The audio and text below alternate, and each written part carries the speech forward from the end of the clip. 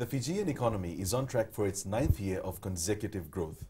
We have Dr. Rohit Kishore with us and will be dissecting how we have achieved this growth and what should be done so we can continue down this trend. Dr. Kishore, welcome back to For the Record. It's a pleasure to have you on the show.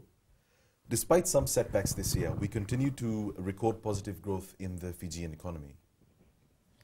Yep, thank you. Thank you very much for having me on the show. Yes, as you have said, that the economy has been growing for last so many years, about 5-6 years. And the reasons are that if you look at our bigger sector, for example, tourism and gold, agriculture, all these sectors been growing. I mean, the best way to look at it is to look at the ADB, the recent ADB report, and where it says that the tourism arrival rose 3 or 4% in this year, and gold, despite the decline in 2016-17, is on the rise, and even in early part of now, the cane cutting season is there.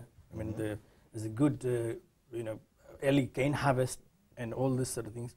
So we are on it, and the main thing about this is, I think, for some time now, I mean, for 4 years of this government, and even previously, if you look at, I think main thing to grow the economy is stability.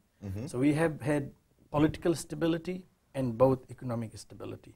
And these two main things are driving the growth. So investor confidence is there, trade confidence is there, and it's quite simple in terms of economics, and it's just going on. A lot of aspects to your answer, and we'll be discussing some of those aspects. But something that's a little more pressing. Yeah, right now a lot of Fijians are sort of concerned about the national minimum wage. Right now it's $2.68 per hour. What are the benefits of actually increasing the minimum wage? Yeah, this national minimum wages is always has been a popular policy. Amongst politicians and policymakers, particularly when the general elections are around the corner, not only in Fiji and elsewhere as well. But for me, I mean, you see wages, type of minimum wages, national minimum wages as part of macroeconomic reform. So it really should come as a macroeconomic reform, and it comes in as a factor, cost of production. And again, it's simple, entrepreneurs, business people, being entrepreneurs, being capitalists, they will factor in this increase in wages in the pricing.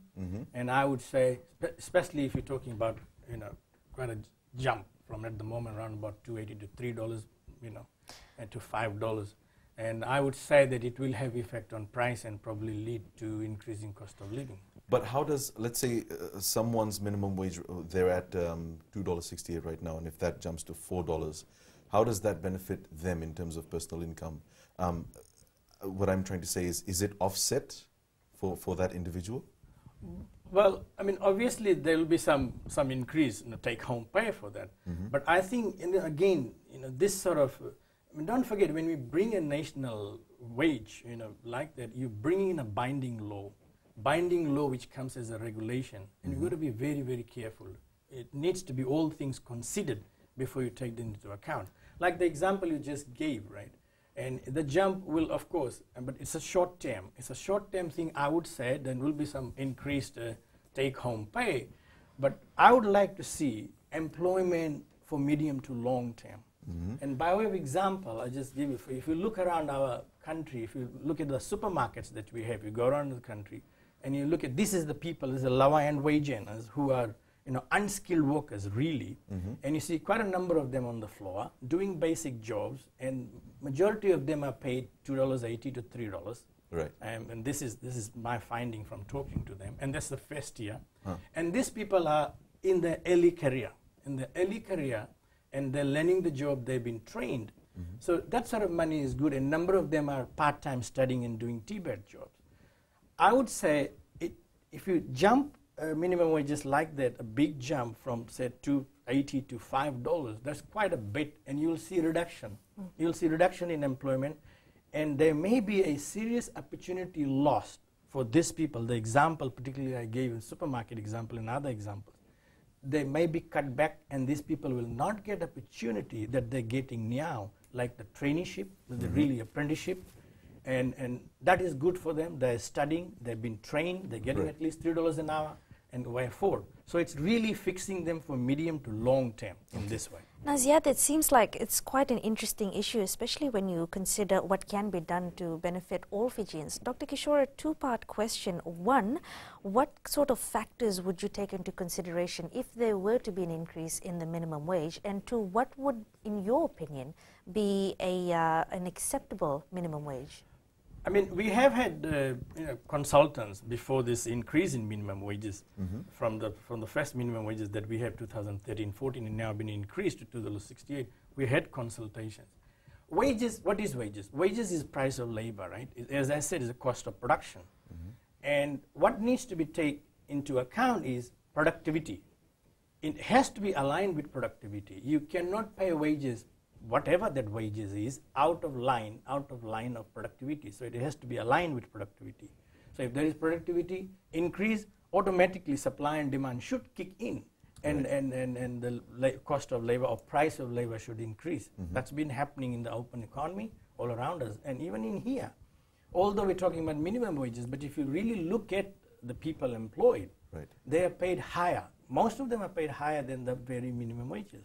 So I guess with that question, what we were trying to get to is, because minimum wage is often spoken about in the same breath as inflation. Recently, in an interview that we did with certain politicians, we were told inflation is here. If we're quoting him directly, inflation is here while minimum wage is here. Could you put that into context? Well, wage rise, I mean, yes, in Fiji, I don't think any increase of minimum wages would affect inflation. I mean, inflation at the moment is in check, around about 4% around. And inflation is more because of the increase in prices of goods and services than one factor, which is cost of labor, which is your wages.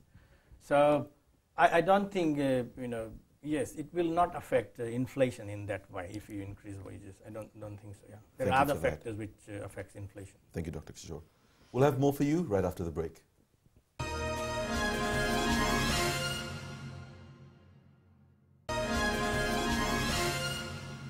Welcome back.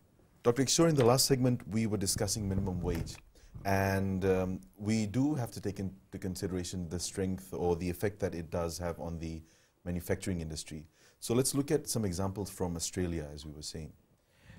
Yes, I mean, as we know, Australia has been one of the highest unionized country in the world before, and due to that, very high wages been negotiated through.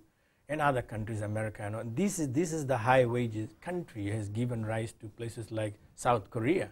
You see all these companies, Reebok, Nike, and even Toyota, Ford, and all, been manufactured there. So they're utilizing medium to low wage there and living. So as I said earlier, we have to have the right wages and really not, just plucking figures from air. Perhaps is not the right way to go. It really has to be in line with the, all other policies that we have, and also in line with the production that we have. So it must be right so that it doesn't affect. Well, before we move on to some of the positive changes in the economy so far, just before we leave off on this subject, looking at it in a contextualized version, if we were to have a pretty steep increase in the minimum wage, not that I'm against it, but wouldn't that also create maybe some sort of unemployment? Because right now there are initiatives put in place for small and micro enterprises, and if the minimum wage were to be increased, then those who have these businesses will not have the capacity to pay for all of this. That's what I said, because it has to be seen as a factor, production, cost of production, and business people are entrepreneurs, the capitalist, right? And it's a no-brainer to say that they will factor it in the prices, and the price will increase in that way. And also to do that and to minimize the passing of it to the consumers, because there's competition and the retail end as well. They will likely to cut back, to reduce. I mean, I have a small business, and we pay around about $3.50 an hour. Right. And to basic workers, like these people are doing very basic work, like cleaning, gardening, and the rest of them, to jump another $1.50 to $5 will be probably difficult for us, and will reduce from 2 or 3 to 1 maybe. So it's also appropriate to discuss with minimum wage, of course, unemployment rates in Fiji. And of course, with employment in Fiji, a certain number of people are living below the poverty line. And this line, in fact, does keep floating around in the media. A lot of people are saying there's so many poor Fijians. But on the ground, what does it really mean to live below the poverty line in Fiji? And what does a life under the poverty line look like here? Well, I mean, the definition can be difficult, but in the simple terms, to not have your ends meet, But again, all these things need to be very well considered and thought through. By just increasing, minimum wages, like the talk $4, $5, what is it, whatever it is, I mean, will not help this problem. We need to grow the economy, and we have been growing the economy quite solidly for a long time now. And this is what will help them out of the poverty. And it's been happening. If you see the poverty, I mean, the percentage in poverty, it's reducing. It just cannot be done overnight by just giving very high wages, because it will then have medium to long-term impact, which might then even be worse than these people sitting home then earning at least, $3.50 or $3 an hour. Well, Dr. Kishore and Zia, that addresses the unemployment rates and also the poverty line. But looking at the positive side, the RBF economic review, has stated that job opportunities advertised increased by an annual of 6.3% in the year to July this year. What does that mean for Fiji so far going into the future? Well, it's good news. And that's the news, as we know from basic economics, that if you are growing the economy, we have to grow the whole pot rather than any sector of it. And that's what has been happening. If you look at the policies, the government policies that have been having in place, infrastructure development, again, stability, again, investor, confidence. These are the main thing. Confidence is one thing which can not be really explained in economic terms, in any economy. But confidence is something, it just comes and goes. And it takes time to be built. And stability is one thing. Political stability, economic stability. You provide that, the environment is conducive for investment, and that's what we see here. Foreign investment, local investment. If you look at the investment rates, building development and capital development, all are on the rise. And because of all being on the rise, you see the job advertisement. People are needed. If things grow, if you do business well and grow your business, then and only then you hire people. And that's what we're exactly seeing. Well, looking at tourism, the numbers have risen. Tourist arrivals rose by 3.5% as stated by the ADB Outlook statistics. What does that mean for the future? Do you think that this could be something that can be improved upon?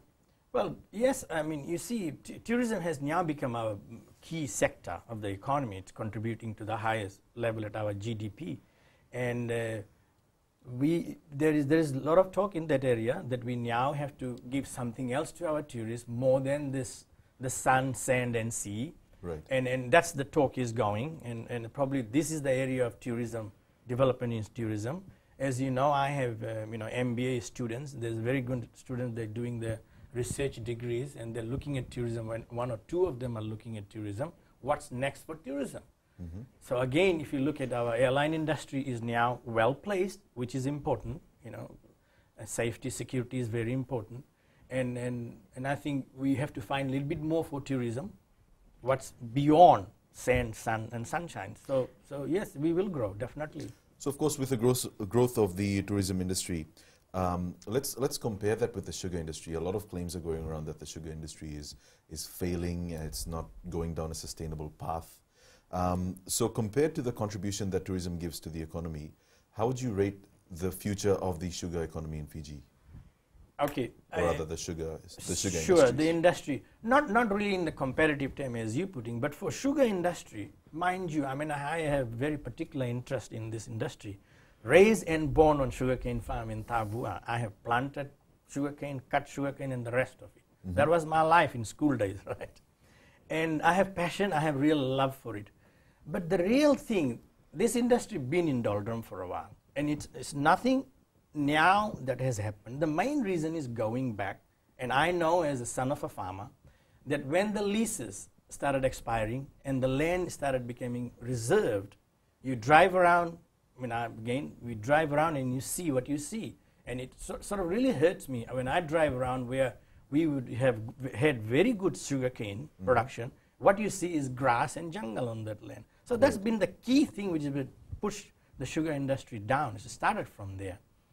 And that's why it became, and the seriousness of the farmers is another thing. Farmers are not serious. I mean, my own father and grandfather and forefather, and they said, okay, people, this industry perhaps is not very good. Get educated and get out. So you see most of the children are out of the farm. Dr. Kishore, what you're essentially saying contradicts what government is saying, because according to the government, they've been giving out more leases, there's more availability of farmland, and you're saying that there's a general reduction in that. No, I didn't say that. What I said, this problem started previously. I was going to come to that, and you came in.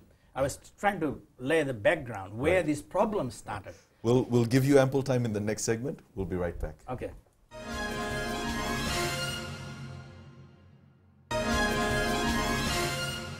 Welcome back. Dr. Kishore, we were discussing the sugar economy, the sugar industry. I don't know why I keep saying sugar economy. So what has the government done, and is it leading us down a sustainable path? Yes, they have been working very hard on it. This is what I was going to say. I just told a little bit background, what happened to it, and how government is now trying very hard, brought in very good policies to try to turn around the industry. And I think it's been coming out very positive. Some of the initiatives, farm care initiatives, some of these incentives like fertilizer, subsidization of fertilizer, and now bringing in, one of the problems being the cane cutting problem, the harvesting, the cane cutting problem.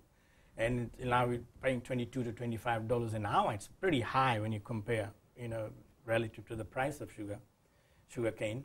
And so all these very good initiatives, and fertilizer is subsidized, and even now, see, I was talking about the seriousness of the farmers. In our days when we were on farm, ratoon of 3-4 years were gone. We had to plant new plant, and that was really the quality of sugar cane, But now you see, and it really, blows me out when you see ratoon crop for 30 years, 35 years. So farmers are not really serious. So this government had to really work hard and make them serious. So this incentive that they're giving them to plant new plants is very, very important. Things like that, this subsidies, harvesting machine and this planting machine, the money to plant, were dreams for us in farm those days. Seriously, were dreams come true now. So let's talk about something else that's often thrown around in the media, is the closure of the Penang mill, which is often cited as an example of how the sugar industry is dying out. What do you have to say about that must personally affect you because you're from Tavua. Do you think that the government is doing a good job? Well, that's one-off thing, right? Really, I don't know why. This is a business. Things has to be taken like a business, right? And if it was not viable and it was damaged, as we know in TC Winston, and perhaps they must have done some consultation and taken things into consideration, whether a mill there is a viable mill from economic point of view. I really don't know. Perhaps I'm just thinking out loud that that's what that may have done to make that decision. Yeah. Well, moving on to construction, now there's been a significant increase in the construction industry in the country as well. ADB Outlook stats say that building permits have increased by 2.2%, the value of which has increased by 26.9% in the first quarter of 2018. That would mean that the economy is on the right track right now. Yes, and it's quite prevalent. Don't really need rocket science. You just look around and see what we see, cranes every left, right, and center, and buildings being built. So that's a good sign. Bringing it back to a personal perspective, instead of just construction, there's also quite a lot of consumer spending that is going on. You see people buying new cars, building new houses. So you can't really say that consumers don't really have the money and they can't afford to expand on more. Is there anything that the government can do to sort of cut back on that spending or to increase it? Well, it's individual choice, really. How people spend their money, whether they invest or consume. And I think, there are some incentives put in place for investment. So like mom and dad investment, that's what we call the individual. They are non-corporate mom and dad investments. Perhaps what you're talking about is how to increase mom and dad's investing, and rather than consuming their money. So, that's their choice. Right. And I think, but there are some incentives there. Would probably give. So while we're on the topic of incentives and putting money into the economy, this year after Tropical Cyclone Kenny and Josie, the government did boost its spending on infrastructure. There were some new initiatives implemented, like the CARE initiative was rolled out, self-help program, SME program, YES, the Young Entrepreneurship Scheme. So we know how it benefits the individual, but what effect does it have on the economy? Because some politicians are calling it irresponsible and unsustainable spending. Well, yeah, they might have their reasons to do so and say so. But what I see is, again, bringing in confidence. I mean, we must realize that our lower end of the wage earners, people, and some of the people are unemployed also. I mean, they're in a vulnerable situation, and particularly more vulnerable when they get hit by catastrophic natural disasters like we have. And if you look at the history of the country, 4 or 5 years, then we are hit back again. 4 or 5 years of growth, hit back again. So in my personal view, I think it's very good initiatives when people are low, really, low, and you need to boost them. So the best thing, perhaps all these incentives that you have named, if anything, it will boost their confidence and bring them back and give them energy to really start up again what they've been doing. But what do you think the effect will be in the long term on the economy? Well, the rebuilding it's all part of rebuilding, and it's very good, And you see around after T.C. Winston, we have rebuilt lots of things, especially schools. Now we have very good quality schools or around buildings all around, and infrastructure development, as you said, all these things done by government. And this sort of initiatives, probably, especially people at the lower end, gives them chance to rebuild themselves. Well, that's looking at government spending, helping out the ordinary Fijian. I'd like to talk a little bit on public sector reform. Now, government plans to put civil servants on a 3-year term basis. Do you think that this is sustainable, and is there anything that can be done to probably better this? You mean the contract? Yes. Well, I don't know. This is something new, perhaps, and this is why you're having a lot of talk. But to be honest, in my life, I have worked in a number of countries. If you don't have a contract, you don't have a job. I mean, still now I have a contract, and so, but it's like fear. Maybe people getting, the fear is coming that I may not have a job. But right. If you have a good contract, like we have in FNU and everywhere in the world, and a good contract, the system of appraisal and performance appraisal and renewal system. So if you keep doing that, then you do have a permanent job, right? You keep doing your job well. You are appraised and you get pay rise. That gives you a chance to get your pay rise and keep going that way. And at the same time, you're doing the right thing for your wages. You're doing the good day's work for what you paid for, and that's what we're required to do. So looking at the general wave of public sector reform that we've had in the past 3 or 4 years, would you say that we're heading down a good path in terms of reform? We are not doing anything new, really, if you look at other countries. We are just sort of taking that path. We're trying to make public sector more productive, if anything. So in general sense, that's what the idea is. And how do we achieve that? Then we have a number of reforms in place. Well, some political parties are proposing more homegrown solutions that are suitable to Fiji and not just applying overseas models of public sector reform. Would you like to comment? Homegrown in terms of training our own people? I think we are doing that to some extent. And, so, I mean, our training places, our universities, our colleges are all in there, and that's the whole pursuit of training people and getting them employed and all. Thank you. We'll have more right after the break.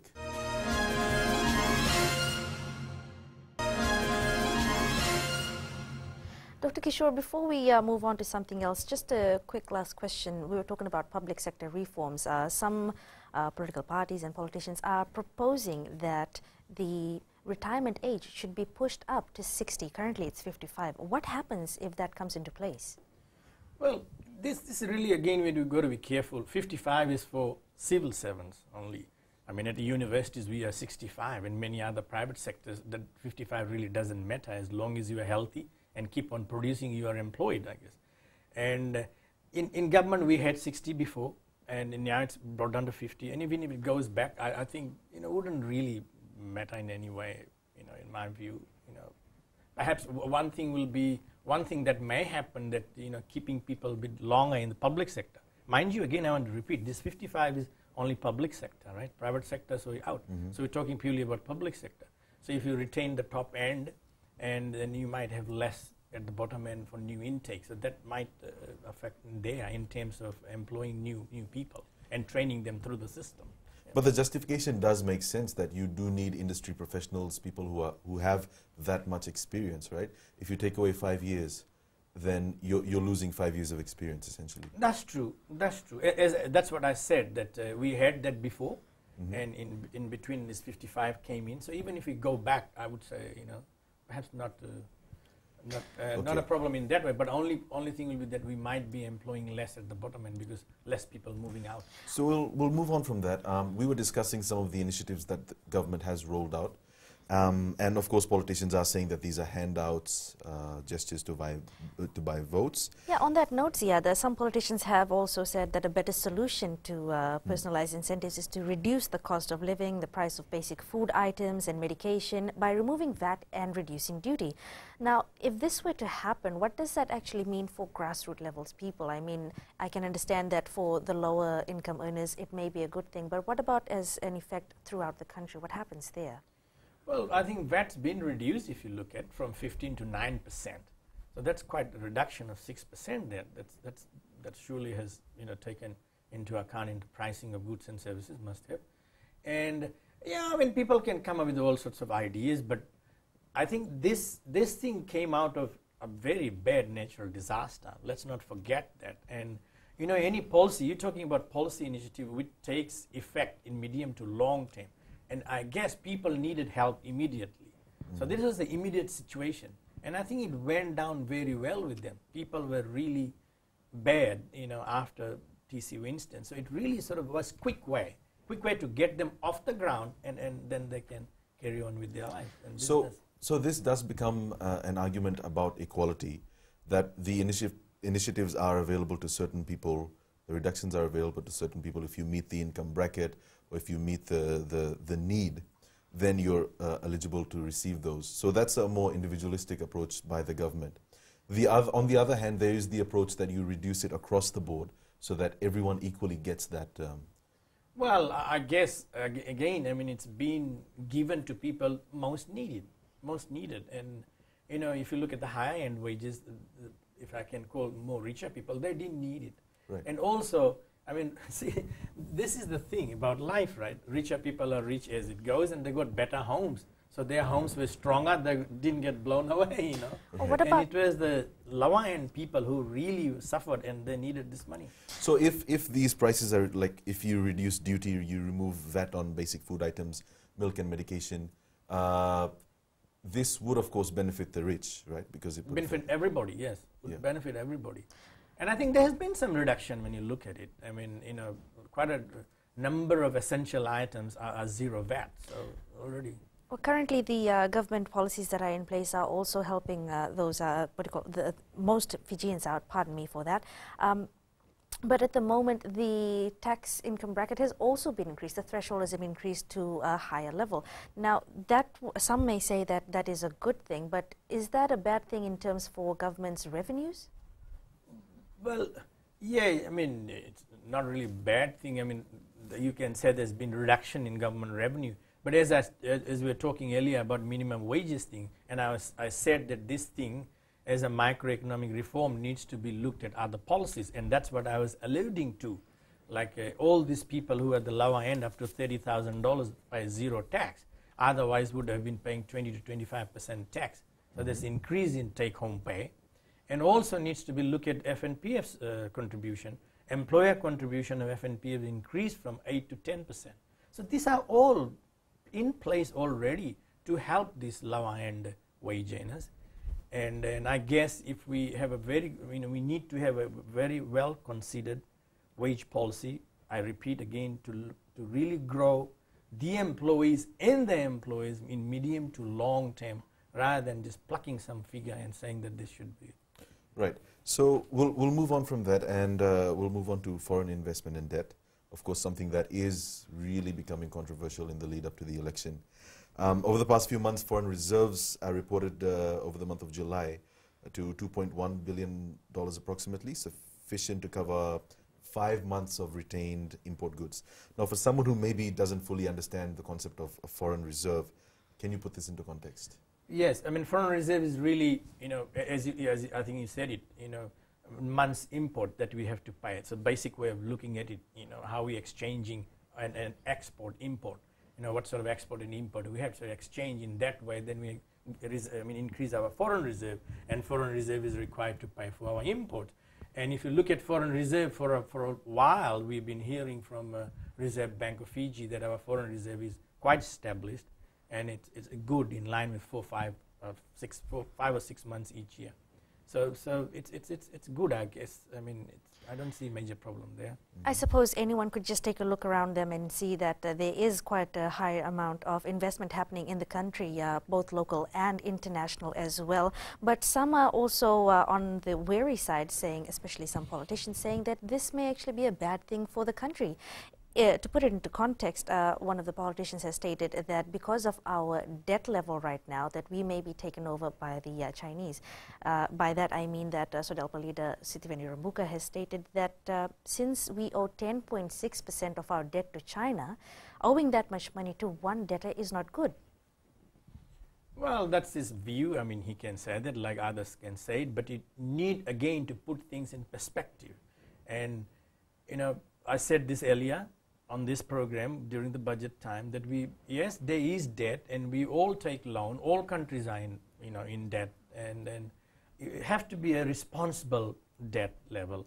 And I think we are at the responsible debt level.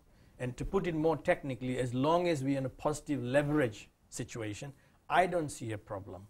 But of course, debt is not good. Like, none of us would want any debt, but we can't help it. Without taking debt, we cannot grow. Whether you look at individual level, company level, or government level. In the interest of time, I'm going to have to interrupt you. We'll allow you to explain that right after the break. Okay.